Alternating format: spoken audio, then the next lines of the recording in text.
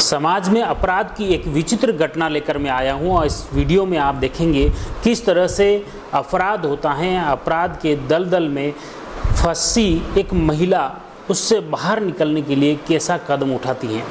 एक महिला थाने पहुँचती हैं, थानेदार से मिलती हैं और उसके बाद अपना एक बैग उनके सामने रख देती हैं। अखबार में लपेटी एक चीज़ उन्हें थमा देती हैं, टेबल पर रख देती हैं। थानेदार बोलते हैं ये क्या है, तो वह बोलती है मेरे देवर का गुप्तांग है। ये देखते ही थानेदार के साथ तो थाने में खड़े सभी जवान चकित रह जाते हैं। जी हाँ, मैं हूँ लक्ष्मण सिंह राठौड़ और आप देख रहे हैं क्राइम से केरोसिन यूट्यूब चैनल। मैं आज एक नई कहानी के साथ फिर हाजिर हूँ। आइए शुरू करते हैं कहानी है मध्य प्रदेश के सिंधी तहसील क्षेत्र की, जहाँ पर एक परिवार होता है। परिवार में पति पत्नी और दो बेटे। बड़ा बेटा होता है राकेश और छोटा बेटा होता है रमेश। दोनों कुंवारे होते हैं और इसी के चलते उनके जो माता पिता हैं, माँ वह वृद्ध होती हैं।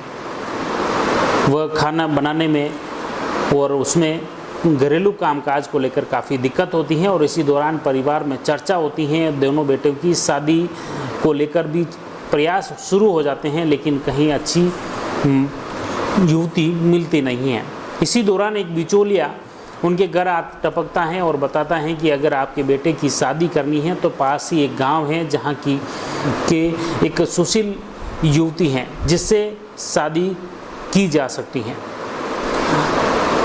बताता है कि पड़ोस का जो गांव है वहां पर राजीव नाम का व्यक्ति है, उसकी बेटी है सोनाली। इसके बाद जैसे ही वह बिचौलिया बताता है, उसके बाद राकेश के पिता और माँ सीधे उस पड़ोस के गांव पहुंचते हैं, राजीव के घर, और उस युवती को देखकर पसंद कर लेते हैं। दोनों ही परिवार रजामंद हो जाते हैं। उसके बाद सोनाली की शादी हो जाती है राकेश के साथ। शादी के बाद घर में खुशियों का माहौल था। अच्छे से परिवार गुजर बसर कर रहा था, अच्छे से जीवन चल रहा था। और इसी दौरान परिवार में आर्थिक उन्नति के लिए राकेश कहता है कि मैं शहर जाकर अच्छे पैसे कमाऊं ताकि परिवार में सुख शांति समृद्धि बनी रहे। इसी के चलते राकेश एक दिन शहर निकल जाता है रोजगार के लिए। पर रोजगार करता है, वहां से कमाकर अपने गांव पैसा भेजता है अपने माता पिता, अपनी पत्नी और अपने छोटे भाई रमेश के लिए। इस तरह अब परिवार में 4 सदस्य रह जाते हैं गांव में, जहां पर माता पिता, राकेश की पत्नी और छोटा रमेश। सोनाली अपने देवर रमेश और माता पिता की अच्छे से सेवा करती हैं, खाना बनाती हैं, घर का सारा कामकाज वह संभालने लगती हैं। और जो माता पिता हैं वो अपने खेत का काम करने लगते हैं। घर का सारा काम जब बहू संभालने लगती हैं सोनाली, तो फिर माता पिता खेत का कामकाज देखने लगते हैं। वो सुबह से खेत पे चले जाते हैं, देर शाम तक वो लौटते हैं। इस दौरान सोनाली घर पर अकेली रहती हैं और उनके साथ उसका देवर रमेश अक्सर उनके साथ रहता है। इसी दौरान जब पति शहर में रोजगार के लिए चला जाता है, सोनाली गाँव में अकेली रहती हैं उनके। और इसी बीच में राकेश का छोटा भाई रमेश इसका फ़ायदा उठाता है। जब माता पिता खेत चले जाते हैं, घर पर अकेली भाभी रहती हैं, तो रमेश अपनी भाभी से हंसी हंसी मजाक में कहीं से भाभी को छू लेता है, स्पर्श कर लेता है और कहीं मजाक में कुछ भी अश्लील बातें भी करने लगता है। हालांकि भाभी इस बातों को लेकर ज़्यादा बुरा नहीं मानती हैं, देवर हैं, परिवार में विरोध भी करती हैं, लेकिन फिर भी उसकी गंदी निगाहों को लेकर वह उसे नहीं भनकती। लेकिन रमेश हमेशा उसकी भाभी को गंदी नज़रों से देखता था, गंदी नज़रों से वह उसे स्पर्श करता था।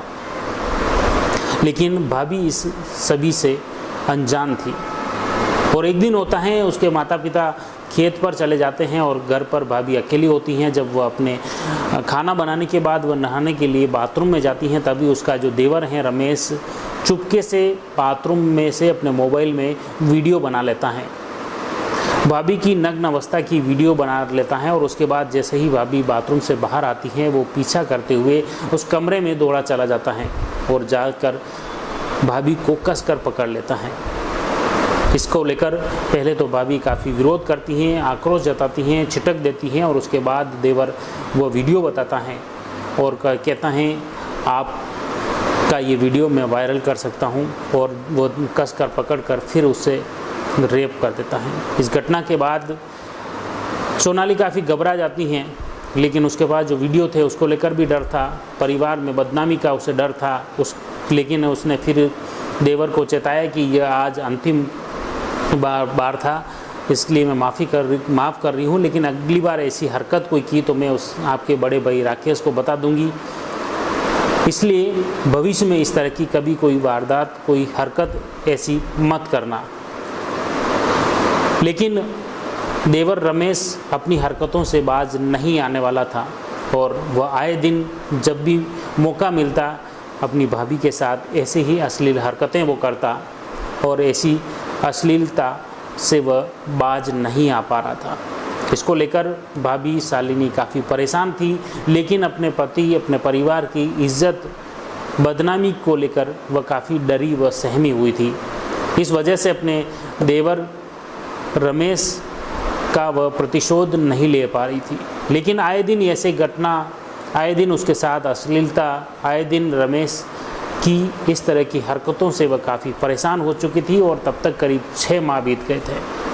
6 माह बीतने के बावजूद इस हरकतों से वह, जब उसे राहत नहीं मिली तो वह काफ़ी परेशान हो चुकी थी और एक दिन उसने अपने देवर को सबक सिखाने का प्लान उसने बना लिया।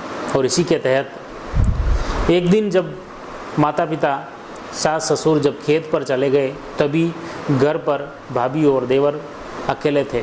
इस दौरान भाभी ने सीधे ही अपने देवर से कहा कि रोज़ रोज़ मेरे साथ ज़बरदस्ती करते हो, आज मैं खुद आपसे प्यार करना चाहती हूँ।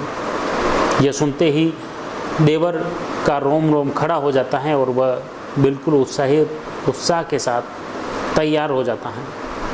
इस पर भाभी उसे अपने कमरे में ले जाती हैं और कमरे में ले जाने के बाद भाभी बोलती हैं, जैसा मैं कहूँ, मुझे शर्म आती है, जैसा मैं कहूँ वैसा आपको करना पड़ेगा, आपको सोना पड़ेगा, मैं आपके शरीर से खेलूँगी। इसके तहत देवर तैयार हो जाता है, उसको बेड पर सुला देते हैं। उसके बाद उसके हाथ और पैर उसके इच्छा के अनुसार वह बांध देती हैं, उसके आँखों पर भी वह पट्टी बांध देती हैं और उसके बाद भाभी सोनाली धारदार हथियार लेकर आती हैं और उसका गुप्तांग काट देती हैं। गुप्तांग काटने के बाद वह उसे अखबार में लपेटकर बैग में रखती हैं और वहां से सीधे उस गुप्तांग को लेकर थाने पहुंच जाती हैं। और थाने में पहुंचकर थानेदार के समक्ष जब वह बैग रखती हैं, उसमें से वह अखबार में लपेटा हुआ गुप्तांग रखकर बताती हैं कि ये उसने देवर का गुप्तांग काट दिया है। यह देखकर थानेदार के साथ थाने में तैनात, थाने में मौजूद सभी पुलिस अधिकारी, कार्मिक हैरान रह जाते हैं और घटना को लेकर थानेदार तत्काल मौके से उठकर घटनास्थल पर पहुंचते हैं, जहां पर रमेश घायल अवस्था में बेड पर पड़ा हुआ मिलता है। इस पर पुलिस उसे तत्काल अस्पताल पहुंचाती हैं, लेकिन अस्पताल पहुंचाने के बाद डॉक्टरों द्वारा उन्हें मृत घोषित कर दिया जाता है। घटना के बाद पुलिस ने प्रकरण दर्ज करने के साथ उस महिला सोनाली को गिरफ्तार कर लिया। फिलहाल वह महिला जेल की सलाखों में है, लेकिन इस कहानी को लेकर आप देखिए किस तरह का कदम सोनाली ने उठाया और अगर थोड़ी सी सतर्कता, सावधानी बरती होती तो इस तरह की बड़ी वारदात नहीं होती। आखिर इस घटना को लेकर कौन जिम्मेदार है? क्या रमेश इस घटना को लेकर जिम्मेदार हैं या सोनाली या राकेश? आप क्या सोचते हैं इस घटनाक्रम को लेकर कमेंट बॉक्स में ज़रूर लिखिए। बाकी ये जो घटना हुई है, ये अपराध हुआ है, इस तरह का अपराध आसपास परिवार या किसी भी गली मोहल्ले शहर में ना हो, इसको लेकर हर व्यक्ति को सतर्क और सावधान रहने की ज़रूरत है।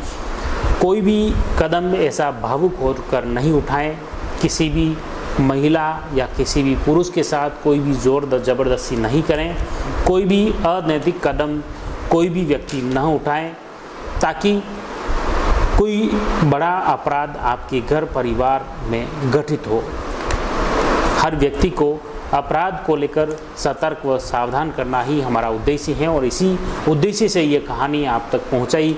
इस अपराध की कहानी के पीछे किस तरह का खौफनाक कदम सोनाली ने उठाया, ऐसा कदम किसी भी महिला को न उठाना पड़े, इसी को लेकर आम जन सतर्क व सावधान रहें। सोनाली ने यह कदम इसलिए उठाया कि अन्य कोई व्यक्ति किसी भी महिला के साथ ऐसी हरकत न करे जिसकी वजह से महिला को कोई बड़ा कदम उठाना पड़े। हमारी ये अपील है कि ऐसा कदम सोनाली को भी नहीं उठाना था। उसे कानून की मदद लेनी थी, पुलिस की मदद लेनी थी, ताकि वह उस हरकत से, अपने देवर की इस घिनौनी करतूत से भी बच जाती और कानून भी हाथ में न लेना पड़ता। क्राइम की ये कहानी आपको कैसी लगी कमेंट बॉक्स में ज़रूर लिखिए, ज़रूर कमेंट करिए। और अगर ये कहानी आपको अच्छी लगी है और इसी तरह की नई कहानियाँ आप देखना चाहते हैं तो हमारे क्राइम केरोसिन यूट्यूब चैनल को ज़रूर सब्सक्राइब करें, ताकि आपको नई अपडेट खबर तत्काल मिल सकें। धन्यवाद।